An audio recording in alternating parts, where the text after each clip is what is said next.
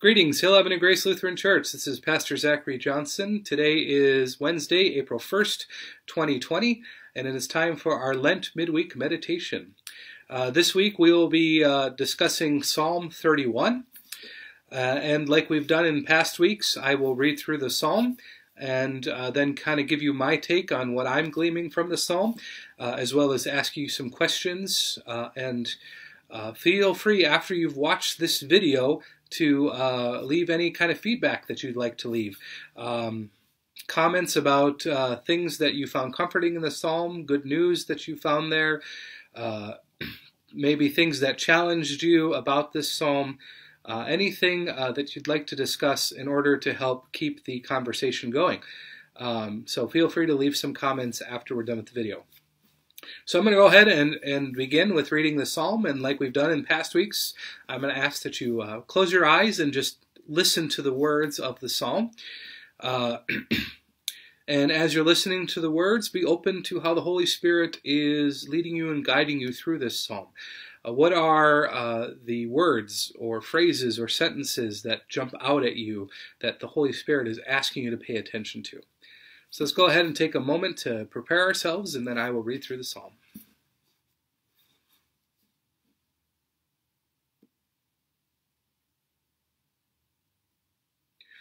A reading from Psalm 31. In you, O Lord, I seek refuge. Do not let me ever be put to shame. In your righteousness deliver me. Incline your ear to me, rescue me speedily. Be a rock of refuge for me, a strong fortress to save me. You are indeed my rock and my fortress. For your name's sake, lead me and guide me. Take me out of the net that is hidden from me, for you are my refuge. Into your hand I commit my spirit. You have redeemed me, O Lord, faithful God. You hate those who pay regard to worthless idols, but I trust in the Lord.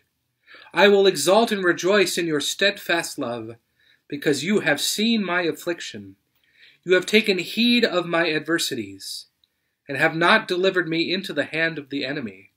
You have set my feet in a broad place. Be gracious to me, O Lord, for I am in distress. My eye wastes away from grief, my soul and body also. For my life is spent with sorrow, and my tears with sighing. My strength fails because of my misery, and my bones waste away. I am the scorn of all my adversaries, a horror to my neighbors, an object of dread to my acquaintances. Those who see me in the street flee from me. I have passed out of mind like one who is dead. I have become like a broken vessel. For I hear the whispering of many, terror all around, as they scheme together against me, as they plot to take my life. But I trust in you, O Lord. I say, you are my God. My times are in your hand. Deliver me from the hand of my enemies and persecutors. Let your face shine upon your servant. Save me in your steadfast love. Do not let me be put to shame, O Lord, for I call on you. Let the wicked be put to shame. Let them go dumbfounded to Sheol. Let the lying lips be stilled that speak insolently against the righteous with pride and contempt. Oh, how abundant is your goodness, that you have laid up for those who fear you, and accomplished for those who take refuge in you, in the sight of everyone. In the shelter of your presence you hide them from human plots. You hold them safe under your shelter from contentious tongues.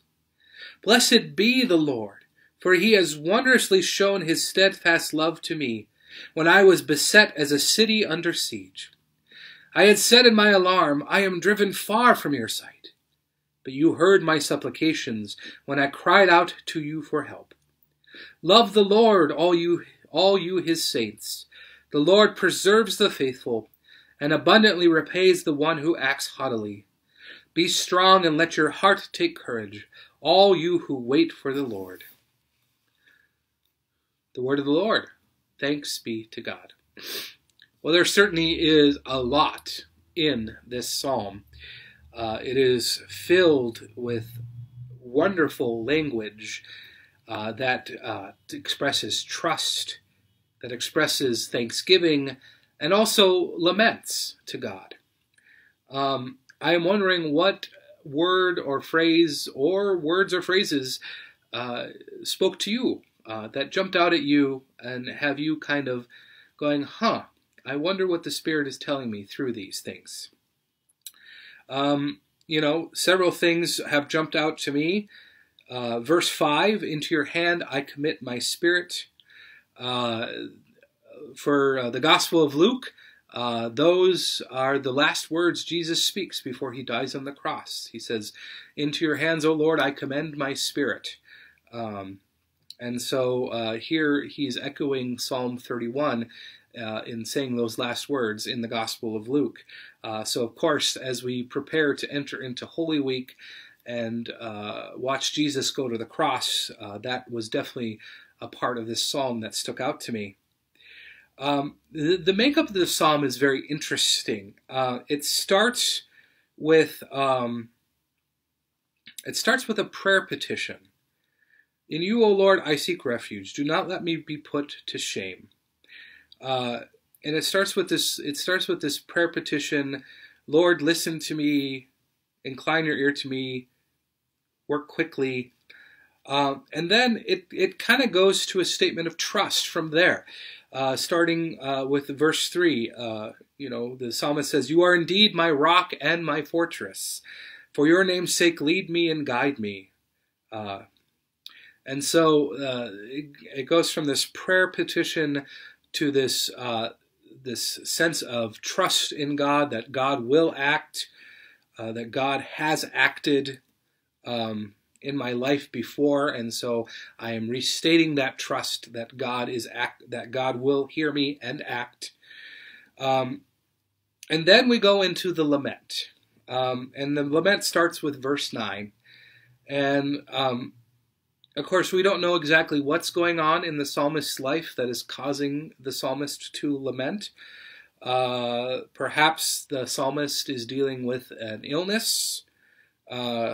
Perhaps the psalmist feels cut off from everyone due to some suffering that the psalmist is going through. As I read through this lament, I couldn't help but think of our current situation with our isolation due to COVID-19, and how sometimes I feel cut off from everyone because of the fact that we have to be socially distant from ourselves. So that's something that spoke to me in that lament. I could kind of understand what the psalmist was going through my own experience of having to socially distance myself and feeling isolated from people, not being able to be in regular contact with people that I normally get to be in regular contact with. So now, as far as I know, I don't have any enemies speaking ill will against me that I know of. So I can't really relate with the psalmist in that, but I'm sure we all have times in our lives where it does feel like the world is against us. Maybe it feels like certain people are against us, that no matter what we do, we are criticized, or no matter how hard we try, we continue to fall short. Maybe we got passed up for a promotion. Maybe the project we put hard work into did not get picked. All kinds of things can be there that cause us to feel like people are plotting against us, or are speaking behind our backs, whispering about us. We live in a culture that has heightened fear, especially in the day and age of social media, where anybody can comment on anything. And I have seen a lot of cyberbullying in my time on social media, on things like Facebook and Twitter and Instagram and so on and so forth. Mean, nasty things. People seem like they have more freedom to say those kind of things when they can hide behind their computers or their tablets or their phones. And so we probably live in a day and an age where a lot of people feel like there's people that don't like us, that can feel like enemies to us, that we might think are plotting against us. So I think a lot of us can relate to the laments of the psalmist here in Psalm 31, whether it's feeling like our grief is heavy due to being cut off, or we feel like the world is against us. But from the lament, it goes back to a word of trust. Starting in verse 14, "But I trust in you, O Lord. I say, you are my God. My times are in your hand. Deliver me from the hand of my enemies and persecutors." So again, the psalmist is saying, even though I have just lamented to you my griefs, my sorrows, my issues, I continue to trust that you will act, that you will deliver me. And again, I think the psalmist can make that statement of trust because in the psalmist's experience, God has acted in ways that have helped to deliver the psalmist from whatever the psalmist is being challenged with. So we get a statement of trust again, and then another prayer asking God to act. "Deliver me from the hand of my enemies and persecutors. Let your face shine upon your servant. Save me in your steadfast love. Do not let me be put to shame, O Lord, for I call on you. Let the wicked be put to shame. Let them go dumbfounded to Sheol." Now, for those of you wondering, Sheol is another word for the underworld, the realm of the dead.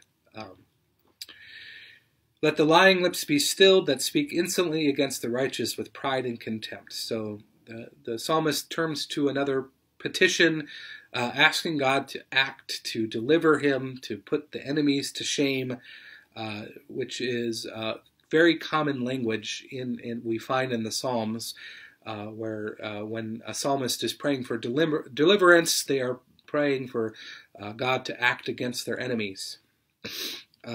And enemies can be all kinds of different things. It doesn't necessarily have to be people. Enemies can be certain situations we face, ailments we might have, all kinds of different things that can bring about challenge and suffering and issues to us.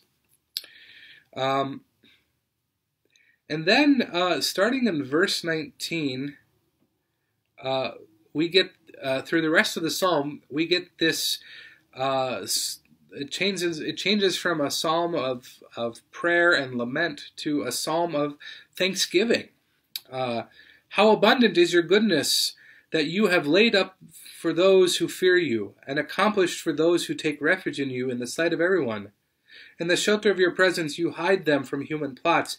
You hold them safe under your shelter from contentious tongues. Blessed be the Lord, for he has wondrously shown his steadfast love to me." So we enter into this time of Thanksgiving. And so why this sudden change?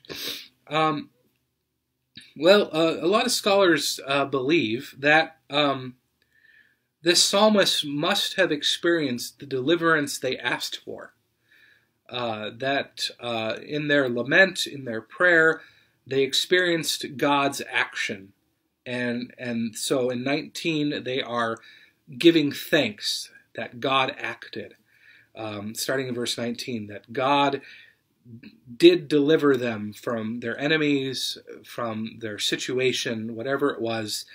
God's acted, and so now they are thankful and rejoicing. And it goes from there into a call for the rest of the nation to also do the same, to trust in the Lord, to cry out to God, and to give thanks when God acts. I mean, that's verses 23 and 24. "Love the Lord, all of you his saints. The Lord preserves the faithful, but abundantly repays the one who acts haughtily. Be strong and let your heart take courage, all you who wait for the Lord. So the psalmist is ending with those last two verses and saying, hey guys, I've experienced God's saving acts. God has delivered me from the pit. So if you trust that God will act, if you cry out to God in faith, you won't be disappointed. God will act. Yes, you might have to wait on the Lord, but God will act and bring deliverance to you as well.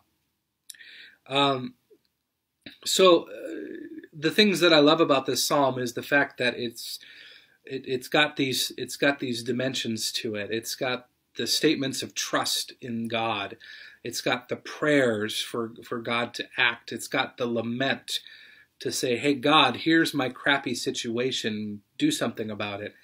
And then it's got the thanksgiving at the end where the psalmist praises God for acting, reminding us all that when we put our trust in God, when we cry out to God and in faithfulness and expect God to act, that God does bring us out of the pit. God does deliver us.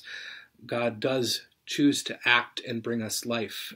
I remember stating in a previous video that God's very nature is to give life, and so the psalm reminds us to trust in that and to remember that God is faithful to God's promises and God will act, and that we've seen God act. And when we do experience God's actions, we can rejoice and give thanks for that. So this is a wonderful psalm with all these dimensions in it. I feel like there was something else I was going to say that's just kind of slipped my mind all of a sudden. Oh, I remember. One of the things that I want to emphasize to all you folks who have been going through these challenging times here with our social distancing is that it's okay to lament. It's okay to grieve. Yes, we don't want to wallow in our sorrows so they become our identity each and every day, but it is very healthy to take that time to lament, to grieve a little bit that which we've lost, even the small things that we've lost because of this new reality of social distancing. It is okay to take that time to lament, to cry out to God and ask God for deliverance, ask God to act. I've told people before in my ministry that lament is an act of faithfulness. It's not doubting God. It's not crying out and saying, oh, I don't believe God really will act in this world. No, a lament is demanding that God act in this world. A lament is saying, hey, God, here's my issue. Here's what is challenging me. Here's how I'm suffering. You are a God who promised us life, so do something about it. And that is a statement of faith. So I hope that you will feel free when you need to take that time to grieve, to lament, to express those sufferings and concerns and challenges to God, and then trusting that God will act, that God will bring us deliverance. After all, we're entering into Holy Week, and we will see just that wonderful, powerful saving act of God again through Christ on the cross, as we experience the good news of Good Friday and the joy of Easter resurrection. So, thank you for joining me for today's midweek meditation on Psalm 31. Again, if you have any comments, please feel free to leave them in the comment section after watching this video. I posted a video a little bit earlier on our Facebook page detailing our Holy Week schedule and some details in regards to that. So I encourage you to watch that video so that you're well informed of what's going to be happening for our Holy Week worship. There will be an email sent out with that information as well. So All right. Well, thank you so much for joining me. I hope that you found some enriching hope and comfort in today's meditation. Continue to stay safe, and may God bless you all. Take care.